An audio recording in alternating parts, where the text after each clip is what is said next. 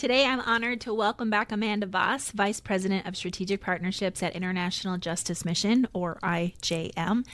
If you didn't catch our previous episode, be sure to go back and listen to episode 3, where Amanda and I talked and explored the heartbreaking realities of online child exploitation and the incredible work that IJM is doing around the world to protect vulnerable children from trafficking situations and kids that are trapped in modern day slavery. Today's conversation, we're getting even more personal. Amanda isn't just a leader in this fight. She's a mom of 4 kids herself. So today, she's here to put her mom hat on and share what she's learned from years on the front lines, how she approaches parenting in a digital world, the conversations that she's having with her own children, and how all of us can equip our kids to stand strong, set healthy boundaries, and come to us when they need help. Welcome to Keep Kids Safe, the podcast that gives Christian parents hope-filled, practical ways to protect their kids in today's world. I'm your host, Sarah Panus, a Christian mom, child safety advocate, and content strategist. Twice a month, we shine light on the dangers facing kids today, from online exploitation to trafficking and other offline safety issues, to equip you with the tools to respond with faith, wisdom, and confidence. You'll hear powerful stories, expert insights, and simple tips that will help you raise kids who are safe, strong, and supported. And I'm right here learning along with you, because protecting our children shouldn't feel overwhelming, and you don't have to do this alone. So let's jump into my part 2 conversation with Amanda Vohs to hear what an expert in this field tells her own kids and what we can learn from that along the way. One note, because of the topics discussed in today's episode, I recommend first listening without your kiddos around, and then you can decide if you'd like them to listen later. Before we get started, let's ground ourselves in truth from the Bible. Proverbs chapter 31, verse 8 says, "Speak up for those who cannot speak for themselves, for the rights of all who are destitute." And that's exactly what today's episode is about. I think this verse beautifully aligns with IJM's mission and the point of this podcast, which is advocate for the voiceless and the vulnerable, our kids. Amanda, what does someone like you, who knows a lot about keeping kids safe, do with your own kids right here? I know you have 4 kids. You have a 12-year-old daughter and 3 boys, ages 10, 5, and 6 months. Yes. You're busy. So how do you think about that? What are the things you look for with your own children? Yeah, it's such a good question, Sarah. And I'll start by saying that I don't think I have all the answers of like how to raise kids in the world today and how to be the best parent that we can be. But I have a lot of intentionality around it. And I do spend my professional life digging into a lot of these topics in a way that most people don't, and have given a lot of thought and prayer into how to translate that into our family life. I also happen to be married to a really wonderful man who is an educator and has kind of given his life to educating our youth here in America. And he has been everything from the principal of our kids' school to a middle school guidance counselor to athletic director to coach. So I learn a lot from him as well around like practically what our kids are dealing with. And we just do the best we can in trying to shepherd our kids with real like openness and honesty about just the challenges of what it means to be growing up in the world today. It is a different world than the 90s, man. Like when we were growing up in the 80s and 90s and we did not have technology. And I see myself as the last of a generation that got to kind of grow up essentially without it. I made it through college before social media. Was like, I just got to be a kid in middle school. And that was hard enough to go through all of those awkward transitions, no cell phones and no cameras and no social media to like be blaring in our perspectives. And that's just not the case for our kids anymore. So I think the first thing, Sarah, is just getting a little bit more realistic with ourselves about the state of the world and what our kids are engaging in. I think most of the moms I interact with in my own social life, and I definitely have this same kind of temptation, we have this sense of, well, sure, all of that like terrible stuff is happening online, but not my kid.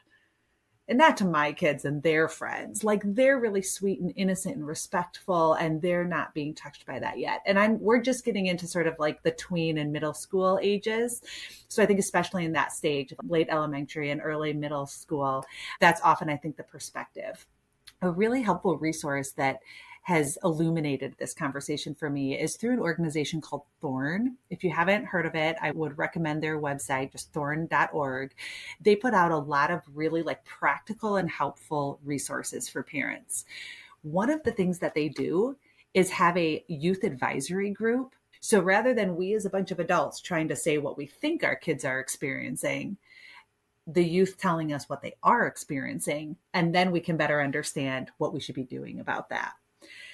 So some of the things that came out of that youth advisory platform that I thought was quite helpful, first of all, the prevalence is greater than you would think. The ages in which our kids are being exposed to things online is younger than you would think.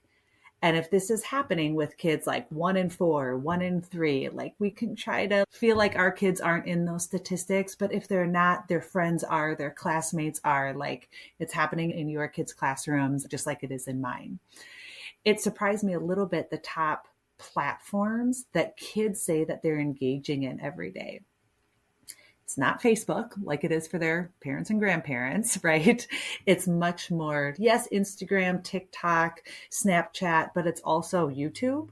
And then like Minecraft, Roblox, Fortnite, these online gaming platforms that are much more leveraged for grooming, for all kinds of behaviors that you would not want your kid to be a part of, that you might think are available on social media and not realize are happening on gaming websites as well. It's so interesting you say that because I stumbled across a new podcast called Scrolling to Death. And she is focused on helping give content for parents that are worried about social media for their kids. Yeah. And that's everything she talks about. I'm hopefully going to get her as a guest on this show because her content's amazing. What caught my attention was she shared a video around TikTok, Minecraft, and Fortnite specifically. I think she was talking about how they're less secure than we think. Right. And how she had an example of like a 30-some-year-old man that was interacting with a younger girl and grooming her and ended up coercing her, manipulating her in some way to get some sexual content from her. And her parents had no idea this was going on until they got like a $6,000 phone bill. So then they were like, what is happening? And then she broke down and shared everything to them about what was happening. I like that about being realistic about the world that we live in. And just, I think how many people want to just target these kids and come at them from all different angles, which is why I want to keep kids safe. It's like, how do we think about it? Because it's just another layer of complexities, unfortunately, that our kids have to deal with. But we can empower them and educate them and help them to navigate in this world. So what would you say, what has working at IJM taught you about parenting? Is it that being realistic about the world that we live in? I mean, that's part of it, but it's a lot about then what proactive tools do we equip our kids with to live well in the world, to thrive in the reality that is our culture today. So one other thing I would just share really quickly about sort of the reality, and then let's get more into the sort of like, so what do we do with that and what is the equipping? The other thing I'd mention on the reality, I also think we often have this perspective that, well, sure, people get scammed, but I'm too smart for that. Like I would never get scammed, right? And we underestimate how sophisticated a lot of these scamming rings and networks have become. Our children need to be equipped to understand that how they engage online is different than how they engage in the world. And it's this fine line because we want to teach our children not to be afraid of the world, and to be able to trust the humans that they engage with and understand red flags or yellow flags and when they should feel comfortable and when they shouldn't. We just have to help them understand that all of that like skill and equipping is different online than it is in the real world. The scamming that is happening online, especially with things like AI and the ways that technology is advancing, are becoming far more advanced than any of us and certainly any of our kids could handle on their own. So we have to know that. We have to know that they need to be equipped differently online than they need to be equipped to make those decisions and discernments in the world. What do we do? Like, how do we equip them? Yeah. I think it starts with creating safe spaces for really open and honest conversations with our children. That does not happen like once. or just a handful of times, but that happens over and over and over again as your child is developing in an age appropriate way.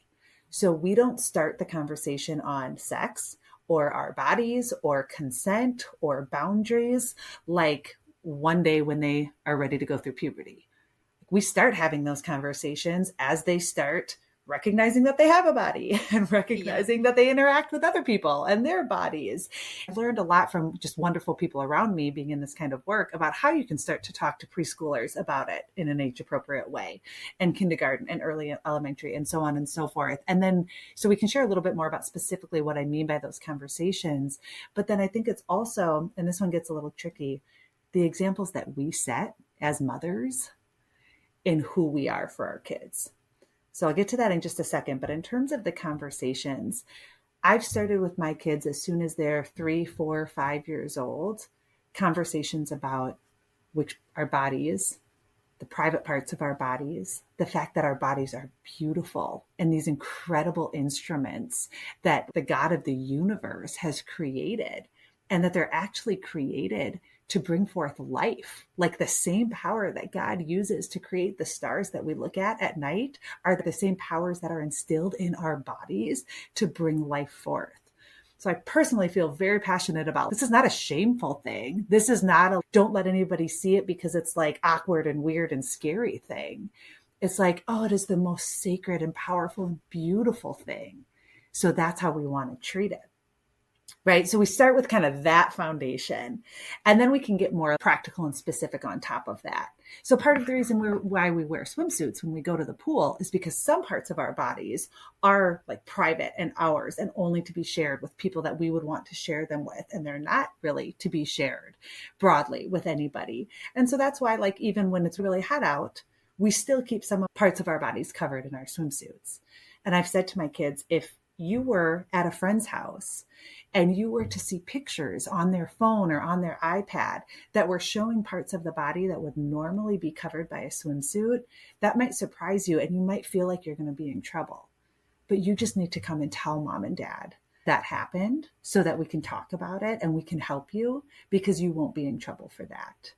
So it's trying to disarm this sense of little kids have an idea of something feels wrong, that they don't need to hide that. They can come to me, they can come to dad, and we will be a safe landing place for whatever it is they're struggling with.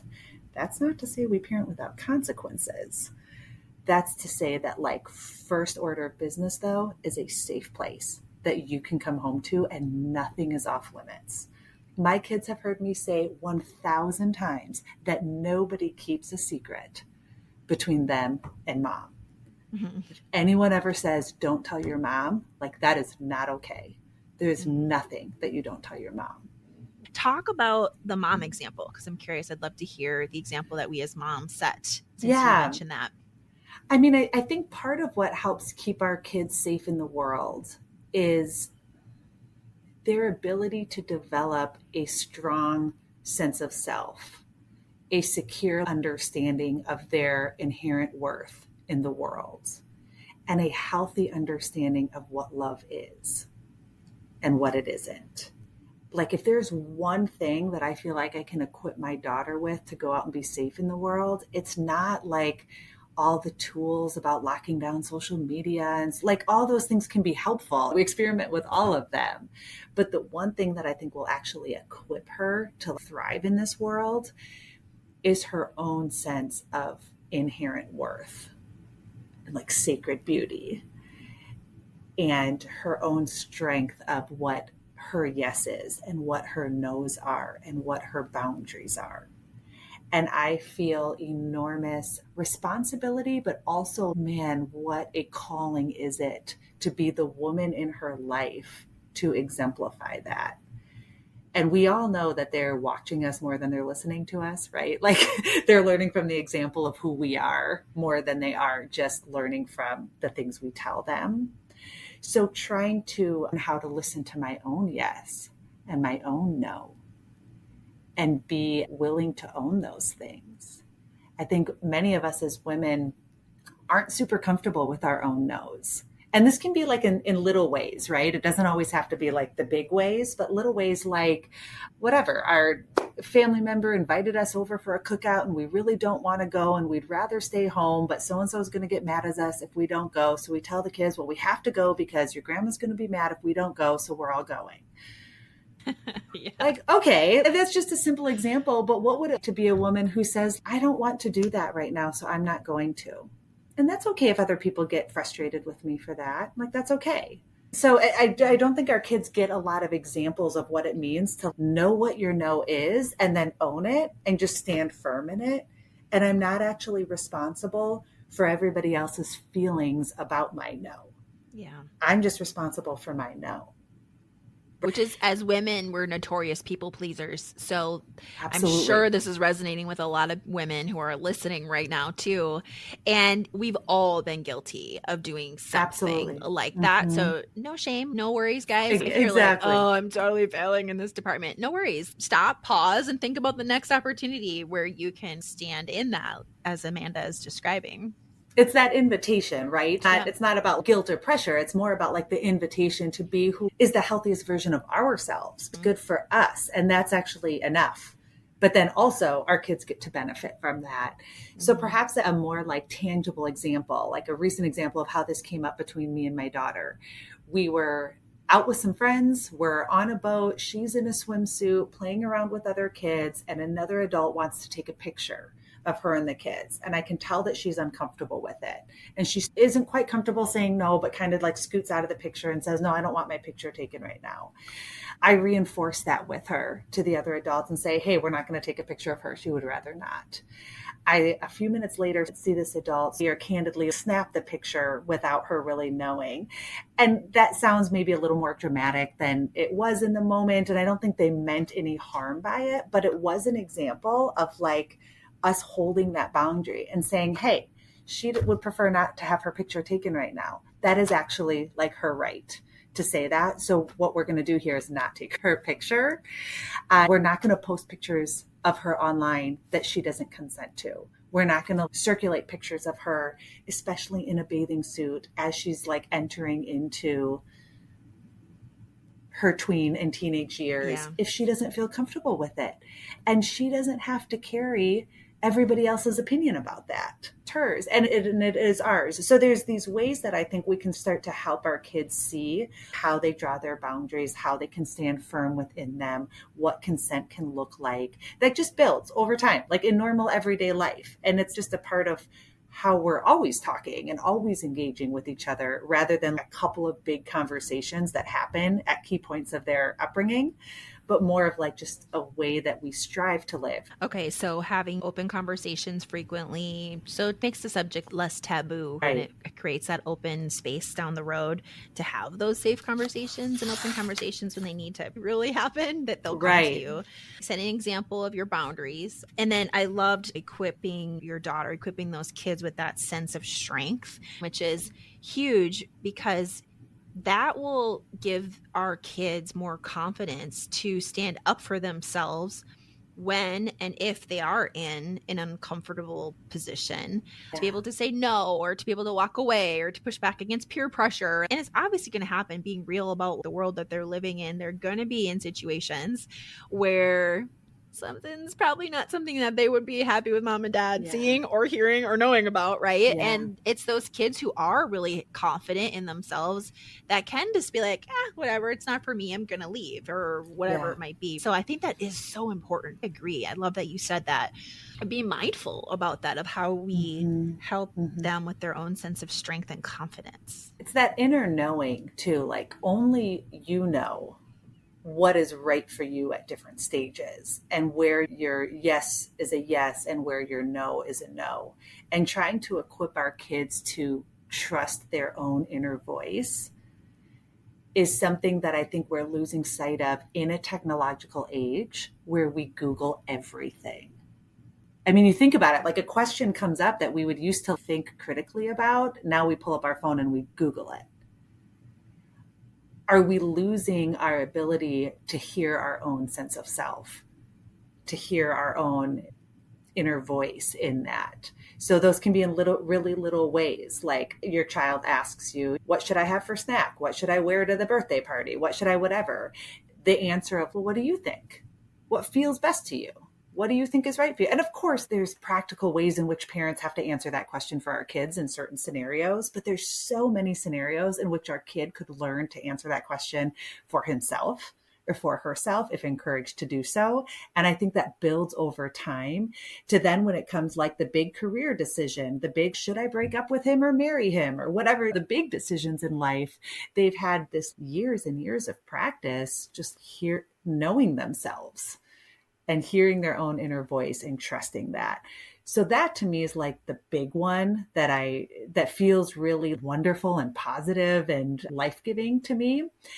There's also then just some really practical things underneath that, Sarah, that I think our parents didn't have to think about that we do because of how technology has evolved.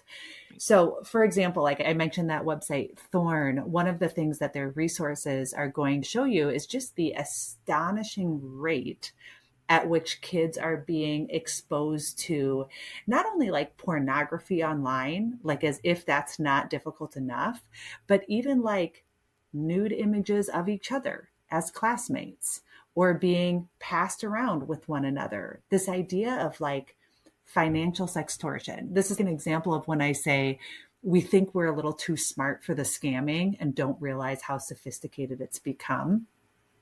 Networks of scammers having pictures of beautiful young women on social media who know how to reach out to a young man her age, know their name, know what school they go to, know all this stuff about them that would make the child feel as though this is trusted, that this is okay. That young girl asks the boy for a nude photo of him. First of all, does he know whether or not he wants to do that? Does he know his inner voice? Does he know whether or not that's a yes or a no for him? Say that he does do it. He sends it to her. And then all of a sudden she's saying, I know what school you go to. I know your teacher's name. I know your basketball coach. I'm going to send this to all of them. And the only way I won't is if you send me $500. And that then like, boom, comes crashing down on that 14-year-old boy. Yeah. So practically, he needs to be equipped with the understanding that there is nothing shared on the internet privately. Nothing. There are zero things that we can put on the internet and expect to be held private and held confidentially. Like we just have to equip our kids with the practical knowledge of that. Most kids that research through Thorn shows sees a nude image of a classmate being passed around as that person's fault, the person in the photo, the kids who are passing it around without that person's consent. Mm. So what that tells us is most kids don't realize that forwarding a picture of a classmate without their consent to a bunch of friends is even against the law in the first place. It is. But our kids don't see it that way. So like the practical conversations of what it means to hold somebody's consent and what we can pass on to other people or post online or share with each other and what we can't are like practical conversations that we should be having with our kids that were probably never had with us. Right. But now we need to equip ourselves so that we can have it with them. I recently learned a really unfortunate term that I wish I hadn't heard. The term is nudify. There's apps out there that are actually using AI to generate nude photos of middle school kids, of high school kids that they didn't even generate. I mean, you've all seen like the headlines around the deep fakes with Taylor Swift, for example. So even if my child never wanted to engage in this and has been very safe in her own decisions and actions online, they can still become a part of it because that's how technology has evolved. So if we're not learning this stuff for ourselves, we're not equipped to talk to our kids about it. Mm-hmm. And then if we're not creating a safe enough space for our kids that none of these topics are off limits because everything is available to be talked about in our house, then we're not in a position to come alongside them and help them when they will inevitably be exposed to some version of some of this. We have to know that. And we are doing them such a disservice if we're more comfortable pretending like they're never going to be. Oh, It's like, okay, I know. take a I deep know. breath. I Because gosh, know. it's hard enough parenting. And then now we got to think about all these other things. But that's why these are great conversations to think about. Thank you. And to your point, if and when anything like that does happen to our kids, they feel open to talk to us about it for support and to talk through it. It's a little bit like the example of, like, you may talk to your kid about underage drinking and they may know that they're not supposed to drink in high school. But if they're at a party and they're drunk and all their friends are drunk and now they're about to get in the car, in that moment, do they feel like they can safely call you and say, Mom, I made a mistake. I know I shouldn't have drank, but I did. And now I'm afraid to get in this car. Will you come get me? Yep. Does that feel like a safe moment for them? It's like, how do we translate that then to the online space? Yes, we have personal responsibility. Yes, we are talking about what is right and wrong. And there are real consequences when you make bad decisions. Mm-hmm. But when you make your worst decision, when you, like, the moment that you are sitting in your biggest mistake, am I still a safe place for you to come to? And it is an unequivocal yes. It's not foolproof. Maybe this stuff just helps me sleep a little bit better at night. It's not foolproof. I don't think it's the silver bullet answer, but I think it's one of the things that we can equip our families with. I would add to that too, something else I've heard that I like the idea of, and we've talked with our kids about too, kind of think of your hand and who are 5 different people, like 5 different adults that you could go to and trust. Because maybe there'll be a scenario where they really don't want to talk to mom about this. Right. But they could talk to their teacher or their aunt or uncle or an adult that is trustworthy that they can also go to. So it just gives them some other venues, because ideally we just want them to be able to go to somebody for the support versus doing something that could be very detrimental to them. So, okay. So this is the point where I would say action steps. What should we do? You've given us tons of action steps. Anything else that we haven't covered already? I would say just make a plan. Like, if you and your husband are parenting your kids together, have you first as co-parents made a plan of what the foundation of online safety looks like in your house? What are you comfortable with and what aren't you? At what age are you comfortable with your kid having a cell phone? What are you comfortable with them accessing on their cell phone? Just because they have a cell phone doesn't mean they should be alone with it in the middle of the night every night. Where does the cell phone go? What is the foundation of, like, your yes and no, right? Like, of your boundaries around this for your family. But it's not just about tech rules in a vacuum. It's about your family's ethics, what you stand for, the kind of environment that you are creating. So my biggest encouragement is have those conversations if you aren't. Thorn is a great resource for discussion guides for parents that will actually walk you through, like, how to talk about these different tough topics at different ages. It's not perfect. You may find some things on there you disagree with, and that's okay, but it is really helpful. Another resource I would mention is NCMEC. If you're not familiar with that acronym, National Center for Missing and Exploited Children, puts a number of good resources out for parents that are helpful. There's a tool called Take It Down, in which a child could essentially work through some steps to have an image of them that is circulating online be blocked from Instagram, from Facebook, from even Pornhub and OnlyFans. Like, all of the platforms have agreed that if proactively requested through this Take It Down site, that image can be hashed and blocked from platforms. So that's just an example of, there are really practical and meaningful tools out there for you. You don't need to become experts in all of them all at once, but know they're available. Have the conversations, keep the conversations going, and know that none of us are navigating this alone. We're all navigating this together, and there's a lot of really good and wonderful reasons to be hopeful, and some really practical things that we can do to help keep our kids safe. Tell us how people can connect with you online or want to hear more about IJM and the work you're doing with International Justice Mission. I would point you to IJM.org, so International Justice Mission, as well as Thorn.org for some of the more practical resources. Just Amanda Vohs at Instagram, and you can find a lot more resources there. Parents, I know these conversations can feel heavy, but remember, you don't have to be perfect to be a safe place for your kids. You just have to show up, stay curious, and keep the dialogue going. If you found this episode helpful, would you please do me a quick favor? Leave a rating or review. It helps other parents like you discover the show and join this mission to protect kids with faith, wisdom, and courage. You were chosen to be your child's parent for a reason. With God's help, you are fully equipped to guide, nurture, and protect them one conversation at a time. It's hard. We don't know what we don't know, right? So keep listening and we'll keep uncovering topics like this in future episodes. God bless.